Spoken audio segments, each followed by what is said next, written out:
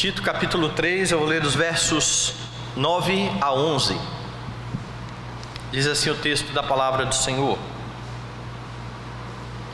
evita discussões insensatas, genealogias, contendas e debates sobre a lei, porque não têm utilidade e são fúteis.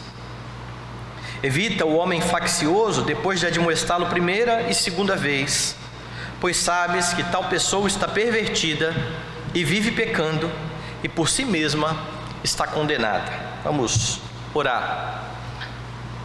Amado Senhor, Redentor nosso, exaltado seja o Teu nome. Nós agradecemos mais uma vez o privilégio de estarmos reunidos na Tua presença, de exaltar a Tua majestade, de saber, ó Deus, de ter plena convicção de que estamos seguros em Jesus Cristo, nosso Senhor.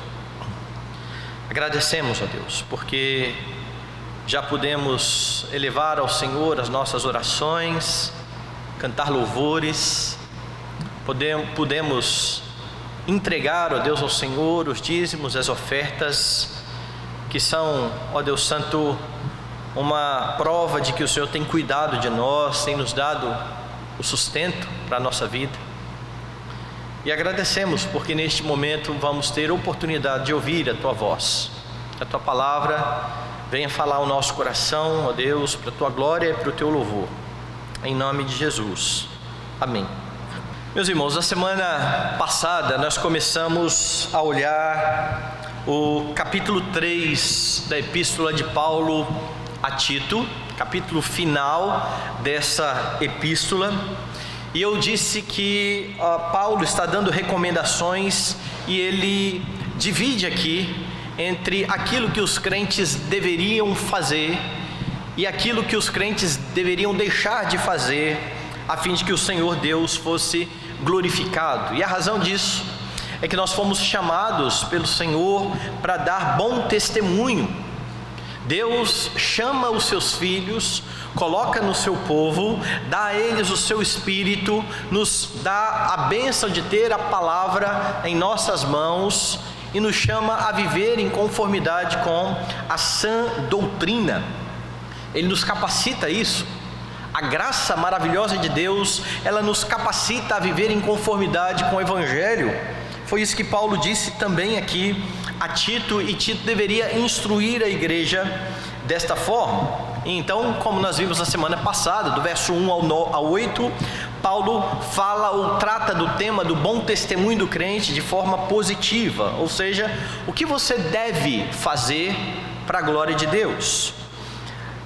Agora, nos versículos 9 a 11, nós vamos ver o que Paulo fala de forma negativa, ou seja, o que você como cristão não deve fazer.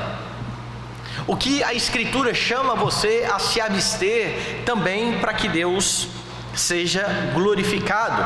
Paulo trata aqui em 2 versículos, nos 3 versículos, a respeito do que você deve evitar. Olhe para o texto e você vai perceber que a primeira coisa que você deve evitar são discussões infrutíferas. Veja o verso de número 9.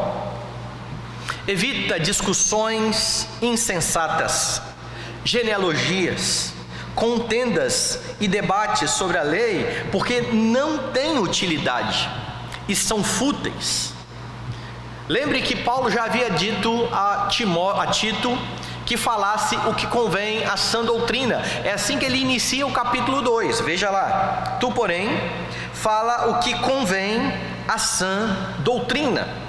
E ele fez isso em contraste aos falsos mestres que se ocupavam, diz Paulo, com fábulas judaicas, com mandamentos de homens.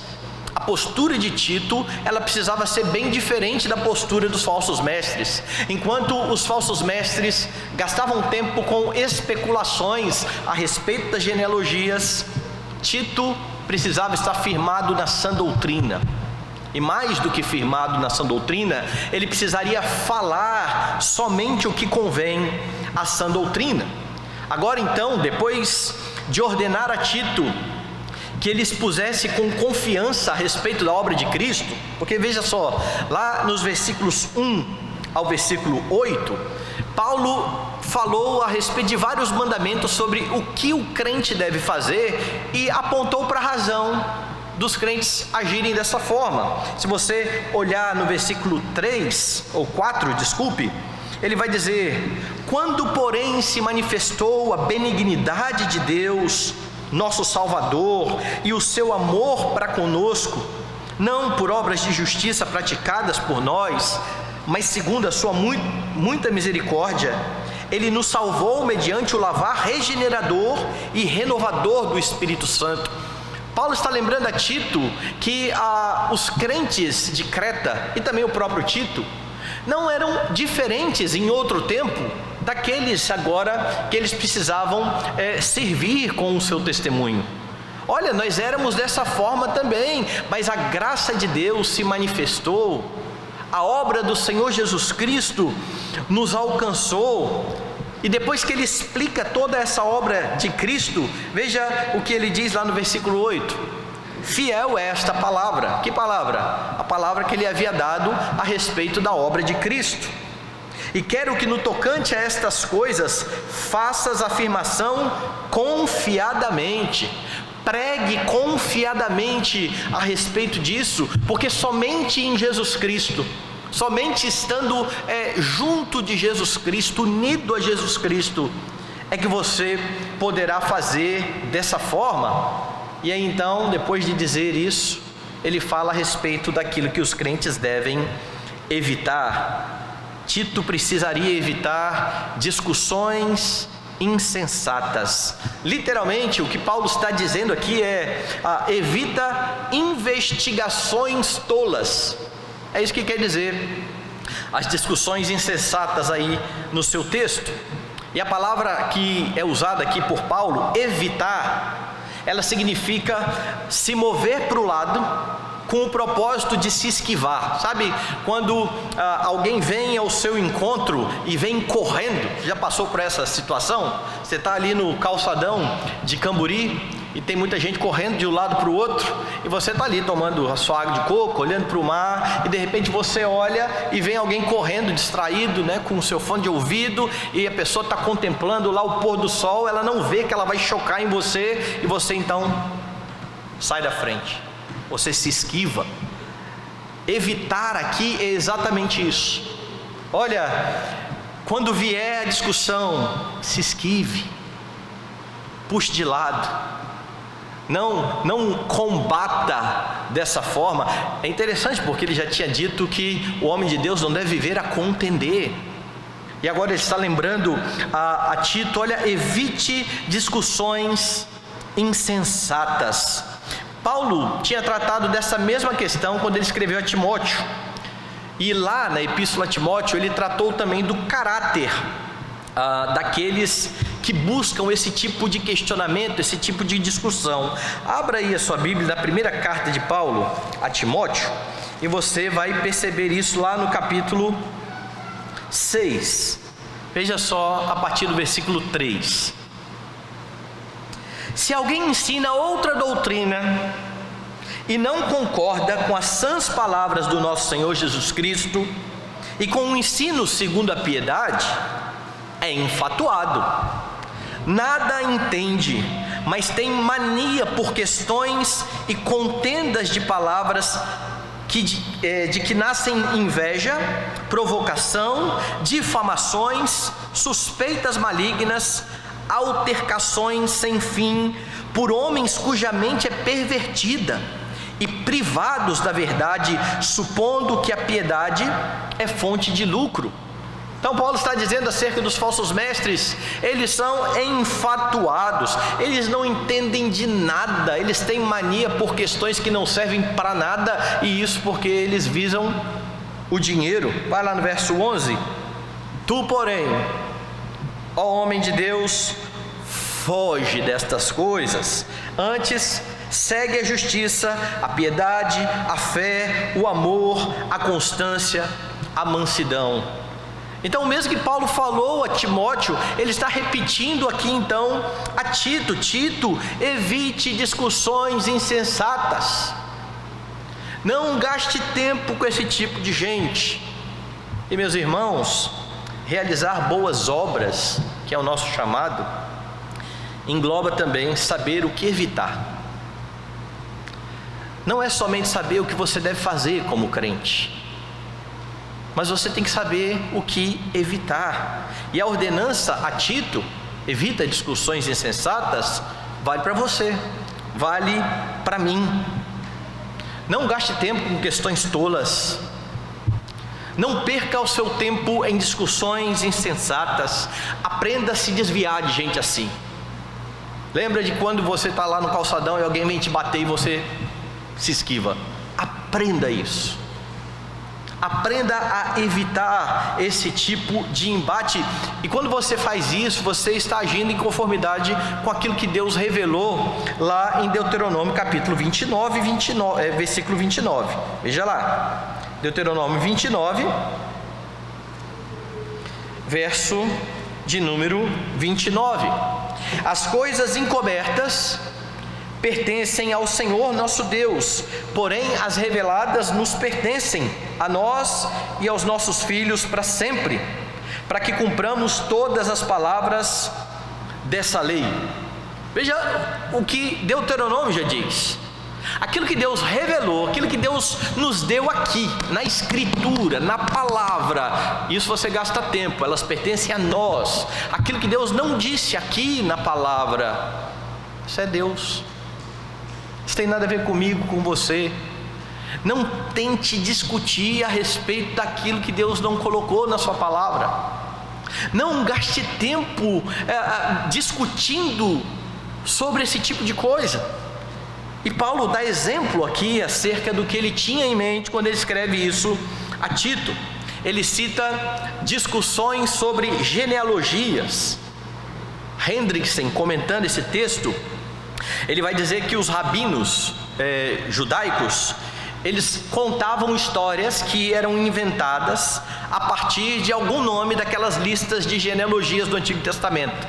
Tem aquela série de genealogias, então os rabinos iam lá e pegavam um daqueles nomes e inventavam uma história, uma lenda a respeito daquele tipo de personagem, e eles acabavam agregando esse relato ao testemunho das Escrituras e falavam destas coisas como se fossem coisas que haviam sido reveladas pelo próprio Deus. E aí você precisa lembrar de algo importante aqui. Os falsos mestres que estão aqui dentro da igreja, a quem Tito deveria fazer calar, eram homens que se levantavam tentando ensinar sem ter sido chamados para ensinar. Eles não tinham autoridade da parte da igreja, e a fonte de ensino desses homens eram os judeus que não haviam recebido a Cristo.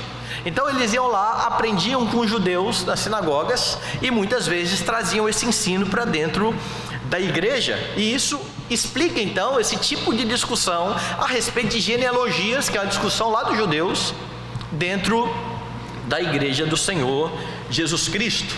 Existia um livro chamado o Livro dos Jubileus, era chamado também de o Pequeno Gênesis. Esse livro era tão cheio de invenção que ele chegava a ensinar que os anjos praticavam a circuncisão. Tem aí o pessoal que fica dizendo que as pessoas estão querendo discutir o sexo dos anjos, pois eles sabiam qual era o sexo dos anjos, certo? A ponto de dizer que os anjos praticavam a circuncisão. Paulo está falando, foge desse negócio. Não especule, não gaste tempo com esse tipo de especulação. E ele continua mostrando aqui sobre o que precisa ainda ser evitado. Veja lá, ele diz: evita discussões insensatas, genealogias, e aí ele fala, contendas e debates sobre a lei, porque não tem utilidade e são fúteis. O que Paulo quer dizer por contendas e debates sobre a lei? Afinal de contas, nós estudamos a lei de Deus, nós olhamos para os mandamentos, nós queremos saber o que Deus requer de nós quando Ele dá a nós os seus mandamentos. Paulo não está falando dos mandamentos em si, mas ele está falando a respeito daquilo que era anexado, daquilo que era acoplado aos mandamentos, das tradições dos judeus, que eram colocados praticamente em pé de igualdade com os mandamentos do Senhor. Se você lembrar dos evangelhos, no ministério público do Senhor Jesus Cristo, você vai perceber esse tipo de discussão entre os judeus. Por exemplo, os judeus acusavam Jesus de quebrar o sábado, porque Jesus curava no dia de sábado. Então havia algumas discussões sobre o que fazer, o que não fazer no sábado, mas discussões essas que não estavam lá especificadas na Escritura, porque na Escritura havia tudo o que você podia fazer e tudo o que você não podia fazer. Mas havia muitas coisas acrescentadas por eles. Quando você vai em Atos dos Apóstolos, você também percebe que havia muitas controvérsias a respeito da circuncisão, a respeito do que comer e do que não comer, tudo que estava na lei cerimonial e que se cumpriu em Jesus Cristo. Não havia mais razão para cumprir a lei cerimonial, porque toda a lei cerimonial se findou com a morte do Senhor Jesus Cristo. E a razão, então, alegada aqui por Paulo a Tito, para que Tito não perca tempo com essas coisas, é que isso não tem utilidade e é fútil. Não gaste tempo com esse tipo de coisa, porque isso é coisa sem utilidade e tudo isso é fútil. Curiosamente, quando Paulo fala a Timóteo na sua epístola a respeito da Escritura, daquilo que Deus revelou, ele fala justamente o contrário. A respeito da Escritura, nós lemos aqui durante a liturgia, Paulo não vai falar que é fútil. Antes ele vai dizer que toda a Escritura é inspirada por Deus e útil para o ensino, para a correção, para a admoestação, para a educação na justiça, a fim de que o homem de Deus seja perfeito e perfeitamente habilitado para toda boa obra. Mas essas discussões a respeito daquilo do que Deus não revelou, isso é coisa fútil, isso não serve para a sua vida. Isso não acrescenta em nada à sua vida. A palavra que é traduzida aqui na nossa Bíblia por fútil, tem o sentido de uma coisa que não tem propósito, uma coisa sem serventia. Enquanto a Escritura tem toda a serventia na vida do crente, esse tipo de discussão não vale a pena. Agora, é impressionante e é triste notar a quantidade de crente que não conhece aquilo que Deus revelou. Se você pedir para abrir em Sofonias, vai dificultar a vida do camarada. Não conhece o que Deus revelou e fica especulando a respeito daquilo que Deus não disse na Escritura. Não é interessante isso? Não gastam tempo com o que está revelado, mas vivem a discutir a respeito daquilo que está oculto. Vivem a discutir acerca daquilo que a Escritura não fala. Eu me lembro que lá pelos idos de 93, quando eu me converti, quando eu fui para a igreja, por vontade própria, eu comecei a ler muito a Bíblia. Mas eu tinha mais incentivo dos crentes mais velhos da minha igreja para ler livros que não tinha nada a ver com a Escritura do que a própria Escritura. E nesses livros, na época que eu converti, a moda era a Nova Era. E aí na Nova Era tinha os símbolos.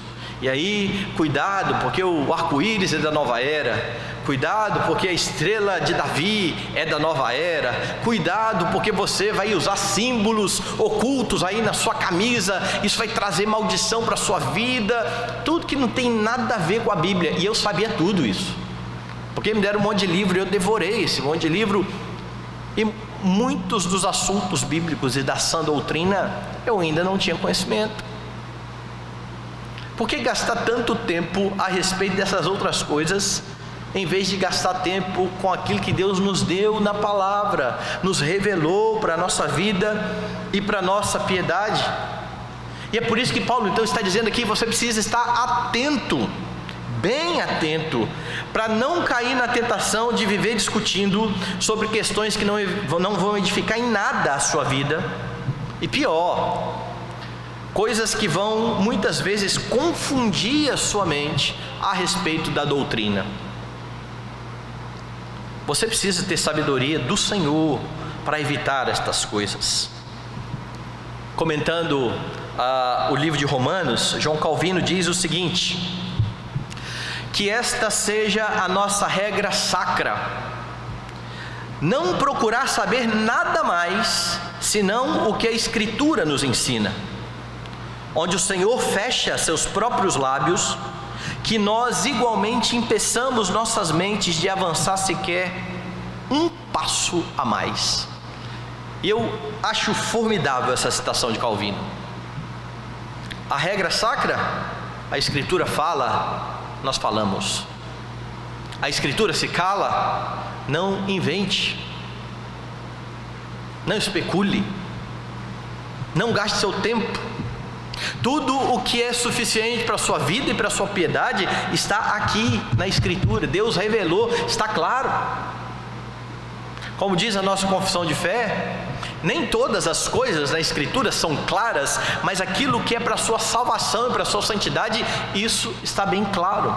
Pode ser bem entendido ou pode ser deduzido das Escrituras, logicamente deduzido.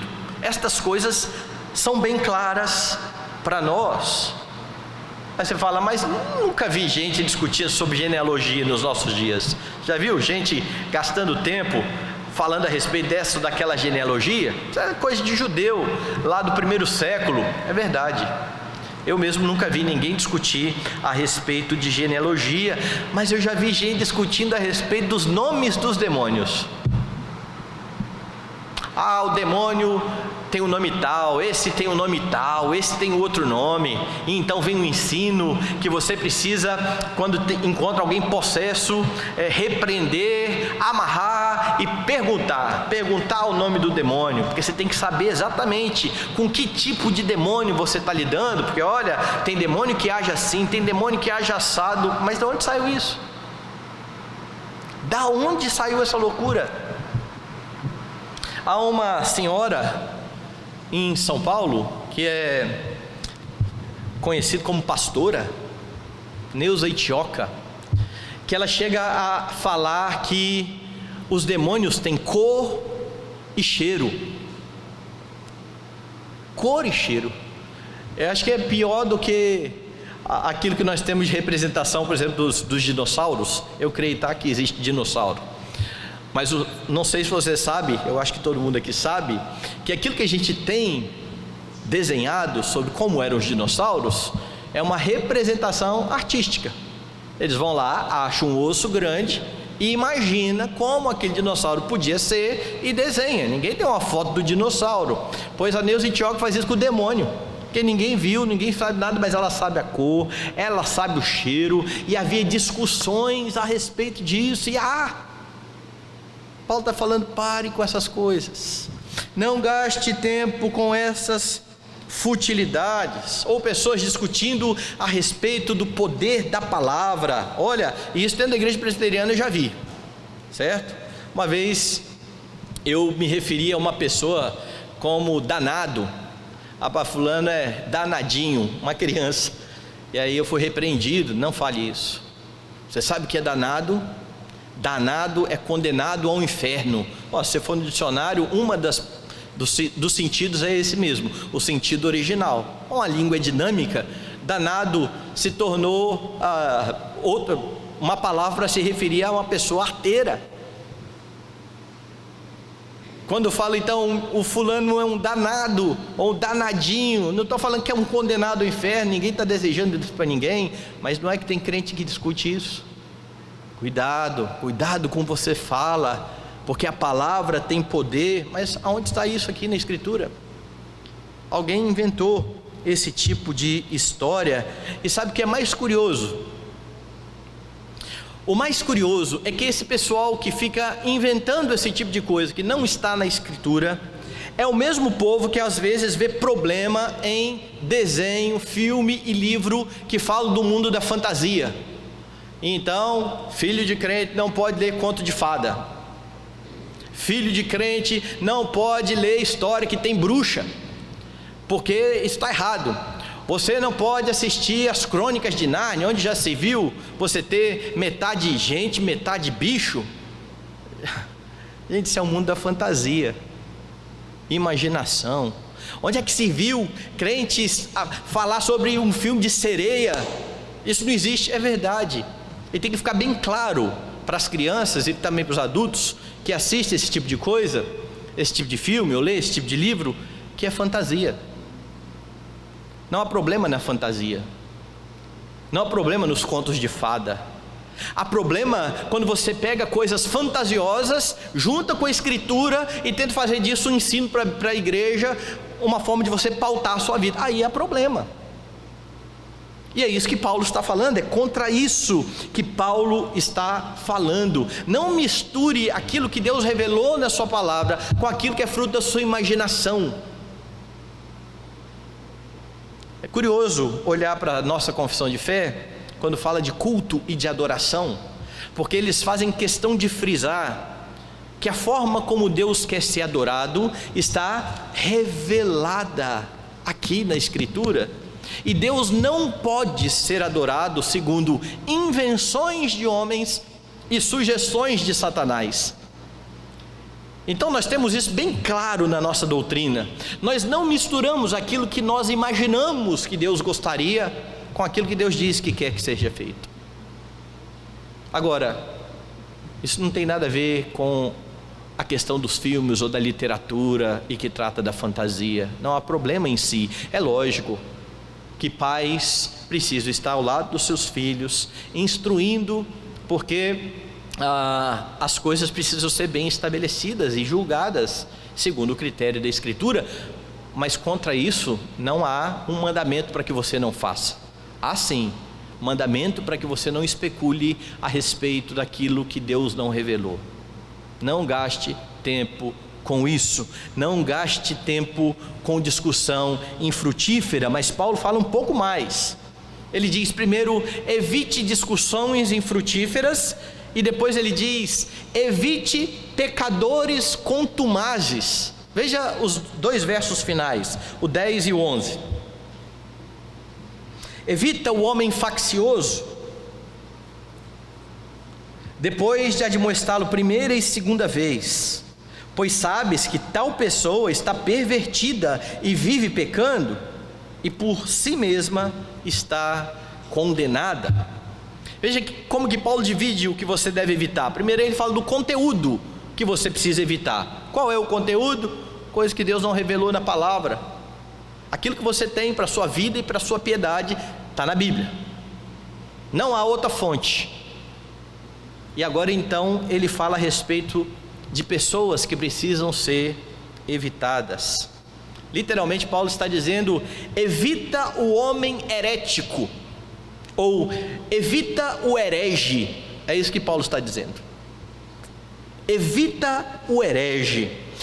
O puritano Thomas Taylor, ele tem uma descrição longa a respeito do que é heresia, mas um resumo poderia ser o seguinte. Ele diz que o herege é alguém que está dentro da igreja. Não existe um judeu herege. O herege tem que ser um crente. Não existe um espírita herege. Para ser herege precisa ser cristão. Tá? A primeira coisa que ele estabelece, alguém que está dentro da igreja, que defende um erro fundamental. Por exemplo, um erro que fala a respeito da natureza de Cristo, dizendo que Jesus não tinha um corpo, ou Jesus era só Deus, ele não era homem. Ele precisa defender um erro fundamental, que já foi considerado heresia pela igreja. Ele já foi repreendido, mas ele se apega ao erro, ainda que seja exortado a abandoná-lo. Então é isso que ele define como herege. Este homem, aqui a tradução da nossa Bíblia coloca ele como um homem faccioso. Por que a nossa tradução então está faccioso em vez de herege? Porque pense bem no que é o herege. O herege, ele advoga uma posição diferente da posição da maioria, e ele começa a ensinar isso, e por causa da sua posição heterodoxa, que não está de acordo com a ortodoxia da igreja, ele causa uma divisão, ele causa uma facção. Por isso o herege está sendo tratado aqui de homem faccioso, porque a heresia provoca isso. A heresia provoca um racha na igreja, e é o que mantém, esse homem faccioso então é o que mantém os erros e as discussões que Paulo diz: evite isso, não gaste tempo com isso. E certamente havia ali, naquela igreja de Creta, muitos que abraçaram esse tipo de ensino. Era preciso evitar essas pessoas, mas o evitar essas pessoas era o final de um processo, não era o começo do processo. Veja o que Paulo vai mostrar aí: evita o homem faccioso depois de admoestá-lo primeira e segunda vez. Então o caminho para o homem faccioso ou para o homem herege é admoestá-lo. Foi lá e admoestou uma vez: meu irmão, você está errado, meu irmão, essa sua posição não está na Bíblia. Você vai lá e admoesta uma segunda vez, e depois de admoestar a primeira e a segunda vez, você então evita o herege, você evita o homem faccioso. E essas orientações de Paulo lembram aquilo que Jesus estabeleceu em Mateus 18 para o pecado de uns para com os outros. O pecador, ele precisa ser repreendido, ele precisa ser chamado à sanidade, ele precisa ser chamado a se render à sã doutrina. Então alguém seria tratado como herege ou como faccioso depois de ser exortado pelo menos 2 vezes. E o que era essa exortação? Demonstrar que aquilo que ele estava defendendo está errado, aquilo que ele está defendendo não encontra amparo nas Escrituras. E aí sim, caso a pessoa permanecesse irredutível, aí ela deveria ser evitada. E o sentido aqui de evitar no texto indica que ela precisa ser recusada, ela precisa ser rejeitada. Sabe quem faz isso? A igreja. É a igreja que excomunga hereges, excomunga pecadores contumazes, que se mantêm na sua posição. Então perceba algo aqui: ao mesmo tempo que você é chamado para evitar e precisa evitar o homem herege, é preciso entender que nem todo aquele que crê numa heresia é um herege. Mas que negócio é esse? Sim, há pessoas que creem numa heresia porque nunca foram expostas ao ensino correto. Ninguém nunca abriu as Escrituras com ela para mostrar a verdade. E é isso que nós fazemos com pessoas que estão no erro. Há pessoas que estão lendo a Escritura, que estão em igrejas que ensinam posições heréticas, que aprenderam aquilo, que deram ouvidos a esse ensino, mas às vezes você pega a Bíblia, abre com essa pessoa, começa a ler. Eu já vi isso algumas vezes acontecer aqui no meu gabinete, e a pessoa regala o olho assim e fala assim: pastor, eu nunca vi isso na Bíblia, ninguém nunca me mostrou isso na Bíblia. A pessoa foi exposta a um ensino errado. Ela até acredita na heresia, mas não significa que ela é herege. O herege é o contumaz, é aquele que você explica, que você demonstra o que a Escritura diz, mas ele não arreda o pé, ele se mantém então na sua heresia. Então cuidado para não sair chamando todo mundo de herege, porque por mais que a gente brinque, eu brinco com alguns amigos meus, eu falei: ei, herege, não sei o que. Quando você está falando de forma séria a respeito de heresias mesmo, de verdade, nós precisamos tomar muito cuidado, porque não sou eu, Milton Júnior, sozinho, que declaro alguém herege. Quem declara alguém herege é a igreja. Você também, como crente, não tem autoridade para declarar os outros herege. Quem declara alguém herege é a igreja. É claro que você tem líderes e você tem igrejas inteiras que defendem pontos doutrinários que as igrejas já se debruçaram nos concílios, já demonstraram que aquilo é um erro, e aí não tem problema nenhum de você falar, por exemplo, os testemunhas de Jeová defendem uma heresia, é uma igreja herética. Não há problema em falar isso. Afinal de contas, eles estão defendendo que Jesus não é Deus, heresia que já foi refutada para a igreja há muito tempo. O problema é que a gente quer tratar como herege pessoas que discordam da gente em um e outro ponto, e às vezes em pontos que nem são fundamentais, e quer sair taxando todo mundo de herege e de não crente. Como eu disse, há pessoas que estão enganadas. Crentes amam o Senhor. Quando eu me converti, eu fui ensinado muitas coisas erradas. Eu era doido para falar em língua. Eu orava a Deus: oh Deus, deixa eu falar em língua. Oh Deus, eu preciso ver um anjo. Todo mundo vê anjo, por que eu não vejo anjo? Oh Deus, por que não tem uma revelação para mim? Porque eu aprendi que isso era correto. Então eu não era crente. Eu garanto para você que eu era. Eu garanto para você que eu amava Jesus de todo o meu coração. Quando eu fui exposto ao ensino correto, quando eu conferi as Escrituras, eu cheguei à conclusão de que aquilo que eu cria era errado. Eu fui convencido pela Escritura. E nós precisamos convencer as pessoas por meio da Escritura. Porque, como eu disse, tem muita gente que crê em um monte de coisa errada, mas que quando ela lê na Escritura, ela fica até espantada, falando: ninguém nunca me falou isso, ninguém nunca disse isso para mim. Essas pessoas precisam ser expostas à verdade, exortadas a se dobrarem à verdade, mas caso se mostrem irredutíveis, aí a igreja vai considerar hereges. Não saia por aí de novo condenando todo mundo como herege. Agora, há muitos líderes, há muitas igrejas que ainda hoje estão defendendo heresias. Eu citei os testemunhos de Jeová aqui, mas testemunho de Jeová toda a comunidade evangélica considera seita.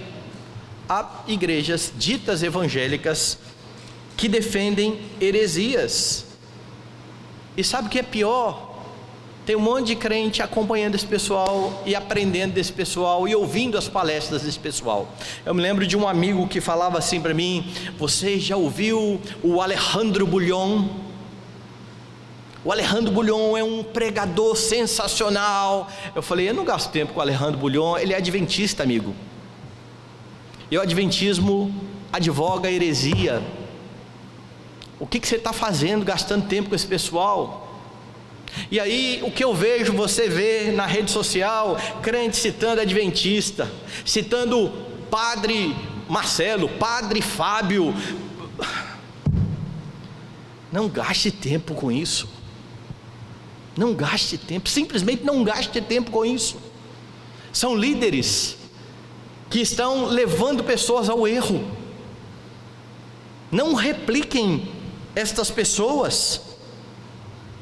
Pule o vídeo quando aparecer lá no YouTube. Tem um adventista famoso que fala de arqueologia e todo mundo gosta, e o problema é que junto com o ensino da arqueologia veio um monte de ensino errado, e às vezes os crentes não percebem e vão absorvendo devagarinho aquilo ali. Então cuidado com aquilo que você tem ouvido. Confessionalmente nós entendemos: há igrejas mais puras, há igrejas menos puras, são igrejas. O que confere a pureza da igreja? A medida em que o evangelho é abraçado mais ou menos naquela igreja.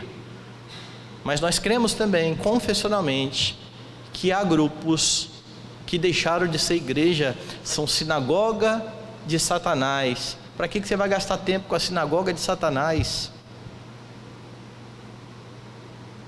Para quem não sabe o contexto, a sinagoga de Satanás lá para os puritanos era a igreja romana. Mas hoje há outras tão perniciosas como. Não gaste tempo com esse tipo de herege. Evite pessoas assim. E aí então Paulo vai no versículo 11 dizer a razão para isso. Veja a razão para evitar pecadores contumazes que defendem esse tipo de heresia. Por que você precisa evitar o homem faccioso depois de admoestá-lo primeira e segunda vez? Verso 11: pois sabes que tal pessoa está pervertida e vive pecando, e por si mesma está condenada. Então, alguém que abraça um erro doutrinário, alguém que abandona a sã doutrina, não tem outro caminho. Aquilo que se crê se transforma em atitudes, em ações. É por isso então que você vai lá e repreende. Ele não deu ouvido, evita, porque ele é um pecador contumaz, porque ele está pervertido, ele vive pecando. Meus irmãos, é impossível alguém abandonar a sã doutrina e viver de forma piedosa. Não existe isso. Olha, fulano de tal crê tudo errado, mas a prática dele é piedosa. Não existe isso. Não dá para você crer errado e adorar corretamente, e fazer pelas razões corretas. O caminho de quem se desvia da sã doutrina é viver pecando. É isso que Paulo está dizendo aqui. Agora note que Paulo não está falando aqui de pessoas, de crentes que pecam e se arrependem, porque nós pecamos, nós cometemos pecados todos os dias. O pai da fé, Abraão, cometeu pecados, se arrependeu, voltou aos caminhos. Ele está falando de pessoas que rejeitam o ensino da Escritura e começam a viver de outra forma. Essa é a condição daquele então que não arreda o pé desses pensamentos que são contrários à sã doutrina. E por causa dessa conduta, Paulo diz que tal pessoa está por si só condenada, porque quando ela rejeita a exortação, quando ela vive em pecado, ela acaba afastada da comunhão da igreja, e ela é a grande responsável pela disciplina que lhe ocorreu. Foi ela que se manteve naquele papel, naquela posição. Então o que você tem aqui no ensino de Paulo, de evitar pessoas assim, o homem faccioso, pecadores que não arredam o pé do seu pecado, demonstra que você não pode também se afastar da sã doutrina. Esse é o primeiro passo para se afastar do Senhor Jesus Cristo. Afinal de contas, nós aprendemos sobre o Senhor Jesus Cristo com a sã doutrina.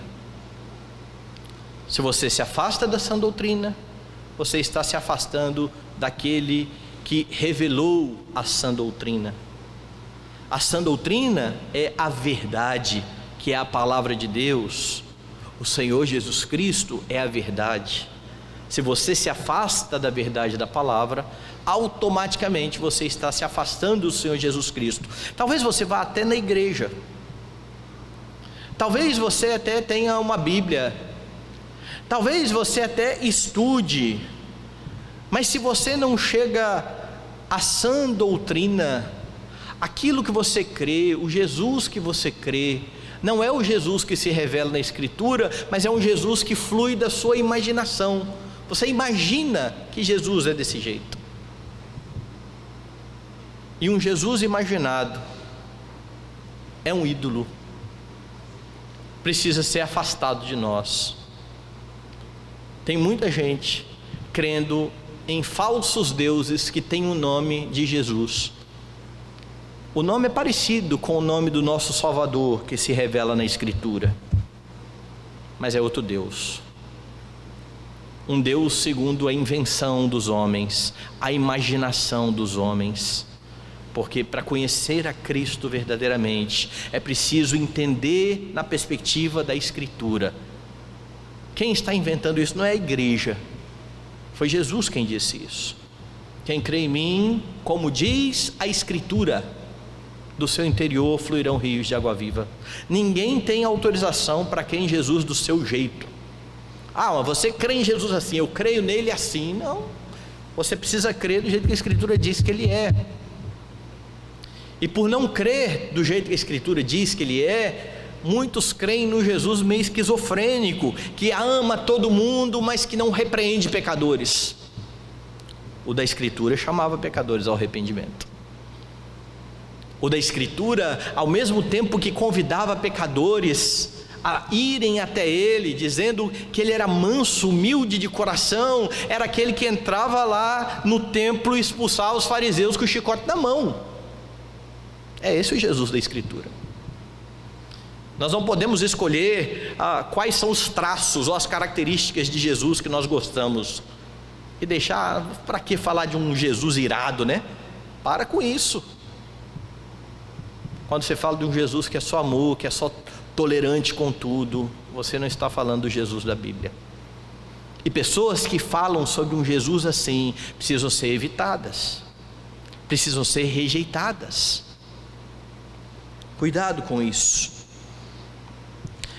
Esse Jesus foi aquele que afirmou: aquele que tem os meus mandamentos e os guarda, este é o que me ama. Quem ama a Cristo é aquele que dá ouvidos aos seus mandamentos.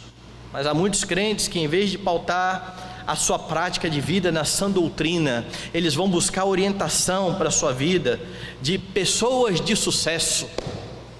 Então eu quero ir bem no meu trabalho, quem é aí o top do mercado, que foi bem na sua carreira e agora está ensinando como você vai bem no seu negócio, eu vou ouvi-lo. Peraí, você pode até ouvir pessoas assim,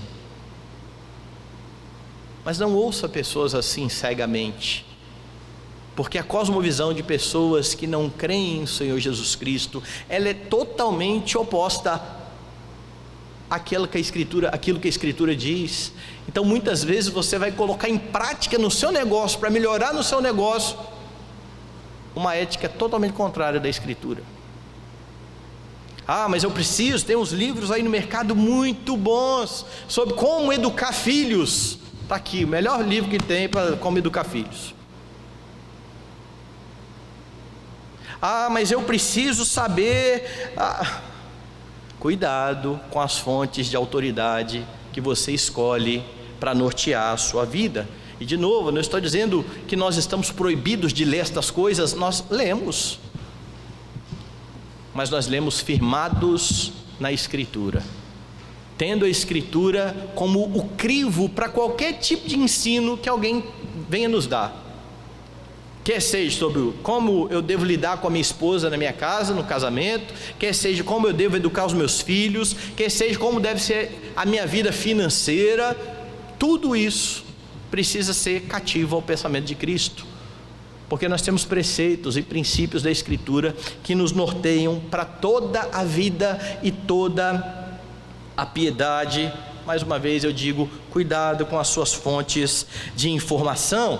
Mais ainda, cuide para não andar com pecadores contumazes. E por mais que essa possa parecer uma palavra dura, vá lá na primeira epístola aos Coríntios e você vai perceber que é a respeito disso que Paulo está falando aqui. Lá na primeira epístola de Paulo aos Coríntios, texto que nós lemos aqui durante a liturgia, o contexto aqui, a doutrina que está sendo negada é a doutrina da ressurreição do Senhor Jesus Cristo. Havia gente dizendo que Jesus não ressuscitou, e então Paulo começa aquela discussão, que se Jesus não ressuscitou, é vã a vossa fé, permaneceis nos vossos pecados, né? Ele vai chegar num ponto onde ele vai dizer: olha, se Jesus não ressuscitou, comamos e bebamos, porque amanhã morreremos. Olha, não importa, viva a sua vida à vontade. E é depois de contrapor esse ensino que ele chega lá no verso de número 33 e diz assim: não vos enganeis, as más conversações corrompem os bons costumes. Quais eram as más conversações aqui de Paulo? O ensino sobre não existe ressurreição. Se você dá ouvido a esse tipo de conversação, o seu costume vai ser corrompido, porque você não terá mais esperança. Você vai entender que a vida se resume ao aqui e agora. Você vai comer e beber porque amanhã você vai morrer. Não importa o tipo de vida que você leva aqui. Está vendo como a aplicação prática de Paulo sobre aquilo que você faz está atrelada à doutrina? Não negue a doutrina da ressurreição, porque se você negar a doutrina da ressurreição, você vai viver como um perdido, você vai viver como um ímpio. Essas más conversações corrompem os bons costumes. Na mesma epístola aos Coríntios, se você voltar aí lá no capítulo 5, você tem outra instrução de Paulo. Aqui Paulo fala do problema da impureza da igreja. Havia a imoralidade dentro da igreja de Corinto. Veja, imoralidade tal, diz Paulo, que nem mesmo entre os gentios. Pessoas, um jovem que dormia com a esposa do seu próprio pai, e a igreja estava tranquila com isso, do mesmo jeito que a igreja às vezes fica tranquila com casais de namorados que estão dormindo juntos, do mesmo jeito que a igreja vive tranquila com todo tipo de problema, com pornografia, e muitas vezes não liga. Veja como que Paulo então está tratando. Ele pega e diz a respeito desse jovem: coloque para fora da igreja. Paulo está falando aqui de excomunhão. Entregue a Satanás, para ver se o espírito é salvo no dia de Cristo Jesus. E aí então, se você olhar a partir do versículo 9, Paulo fala, depois de chamar a igreja à santidade: já em carta vos escrevi que não vos associassem com os impuros. Refiro-me com isso não propriamente aos impuros desse mundo, ou aos avarentos, ou aos roubadores, ou idólatras, pois nesse caso teríeis que sair do mundo. Paulo está falando: olha, eu não estou falando para você evitar todo tipo de pessoa assim, porque nós vivemos nesse mundo. Então, Paulo está se referindo aqui, veja lá: mas agora vos escrevo que não vos associeis com alguém que, dizendo-se irmão, for impuro, ou avarento, ou idólatra, ou maldizente, ou beberrão, ou roubador, com esse tal nem ainda comais. Esse é o mesmo contexto do rapaz lá que está sendo expulso da igreja. Então Paulo diz: pegue este jovem que está se deitando com a esposa do pai, coloque para fora, entregue a Satanás, nem coma com ele, não sente para tomar um cafezinho com uma pessoa assim. É duro, não é? É a mesma coisa que Paulo está dizendo a Tito lá: evita o homem faccioso, depois de admoestá-lo a primeira e a segunda vez. Aqueles que são disciplinados pela igreja, e de novo, quem disciplina é a igreja, não é você. Não sou eu que decido agora que alguém é impuro aqui, agora eu vou evitar, eu não quero mais contato com esse irmão. Não é isso que eu estou falando, e não é isso que a Escritura está ensinando. Esses que precisam ser evitados são aqueles que já foram admoestados, que não se arrependeram dos seus pecados e foram disciplinados, excomungados da igreja. Com esses, nem contato. Como é que você está? Tadinho de você, a igreja foi tão dura com você, né? Nem coma. Evita o homem faccioso. E aí, quando você pensa nisso tudo, você precisa pensar aí: quem são os seus amigos? Com quem que você toma conselhos? São pessoas piedosas, são pessoas tementes a Deus, são pessoas que têm um pensamento cativo ao pensamento de Cristo? Ou você para ouvir qualquer um que fale aquilo que você quer escutar? Paulo ordena a não gastar tempo com pessoas que vivem em seus pecados. Meus irmãos, o Senhor Jesus afirmou aos seus discípulos que aqueles que têm o seu mandamento e o guardam são estes que o amam.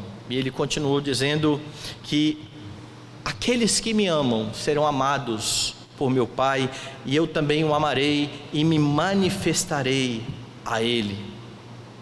Aqueles que têm os mandamentos e os guardam são amados pelo Pai e pelo Filho. Você foi aproximado de Deus por meio de Jesus Cristo.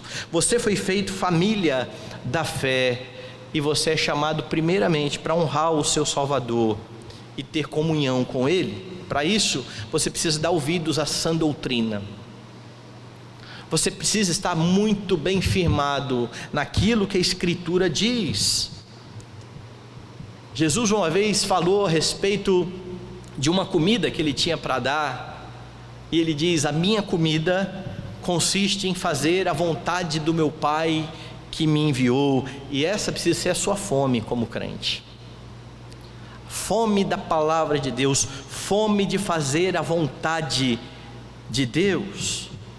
Isso inclui as coisas que você deve fazer, isso inclui as coisas que você deve evitar, como ensina Paulo.